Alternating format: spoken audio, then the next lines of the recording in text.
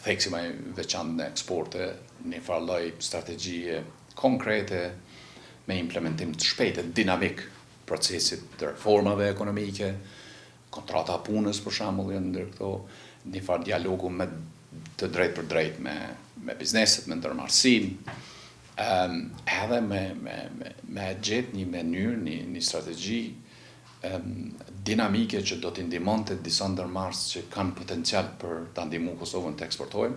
Duhet një farë sensi i dinamizmit edhe i shpresës, i motivimit për popullin, për konsumatorin, për njerëzit, një komunikim më efektiv, për shkak se ka ndryshuar.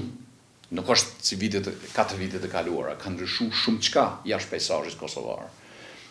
Gjithçka është e bërë pa parashikueshme.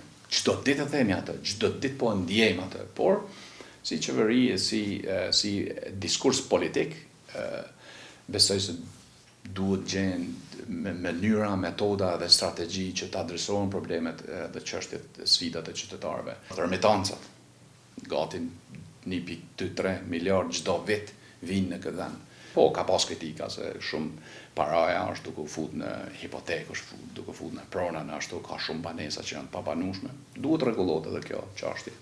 Duhet gjendet një mekanizëm financiar që ose të taksohet remitanca, ose të grumbullohet në një entitet financiar, të krijohet ajo si banka e remitancave të zonë për shembull, që mund të jep kredi me kamata të buta bizneseve, në vend se futet shteti për shembull në subvencione, mund banka e remitancave ta ndihmojë biznesin në ndërmarrësinë e Kosovës që të orientohet paraja edhe kapitali aty ku i mundson ekonomisë vendit më zhvillu. Unë isha fokusu tepër shumë në identifikimin strategjik të Kosovës si aset, domethënë natyrisht unë kam qenë edhe pjesë e grupit punues për krijimin e fondit sovran të Kosovës. Ligji akoma ndodhet me gjykatën kushtetuese, presim dita ditës vendimin final, por ideja ka qenë edhe është që Kosova t'i menaxhojë asetet kryesore strategjike të ardhmen vetëm.